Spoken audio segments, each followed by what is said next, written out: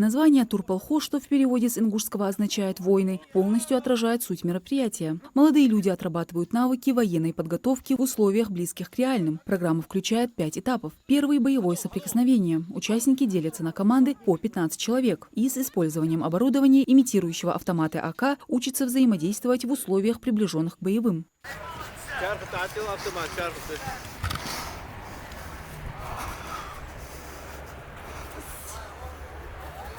В тактических играх участвуют допризывники. Их пригласили, чтобы они проверили свои силы, получили новые навыки и подготовились к службе в армии. Второй этап – лазертаг. Он развивает концепцию боевого соприкосновения. Участники используют оборудование, адаптированное под автоматы АК. Но здесь важнее личная меткость, скорость реакции и умение быстро перемещаться по полю. Это хорошо для спортсменов, которые могут посмотреть свои силы. Вот. Особенно понравился лазертаг. Похожие на наши детские игры, но уже более реальные. С лазертагом я справился хорошо. Меня тоже попали, конечно, но так справился на отлично.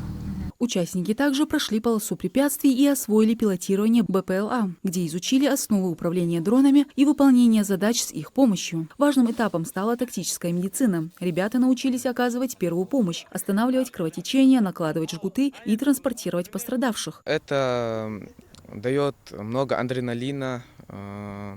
Очень бывает желание большое выиграть, особенно на полосе препятствий надо делать все потихоньку. Если поторопишься, как я, будете падать. Участие допризывников в играх Турпалхо – это вклад в будущее страны. Ребята не только получают практические навыки, но и развивают патриотизм, осознают свою роль в защите Родины. Проект стал площадкой, где юноши могут почувствовать себя настоящими воинами и реализовать стремление к самосовершенствованию. Само мероприятие продлится 15 дней, 15 турниров.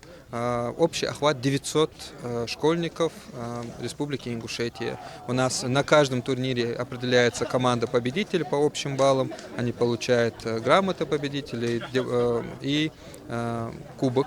Остальные участники получают сертификат. Первый день игр Турпалхо прошел на высоком уровне. Участники проявили большую увлеченность, а само событие показало важность военно-патриотического воспитания молодежи. Второй день оказался не менее насыщенным и успешно завершил эти масштабные тактические игры. Мадина Цора, Акрамат Десхоев, Магаз 24.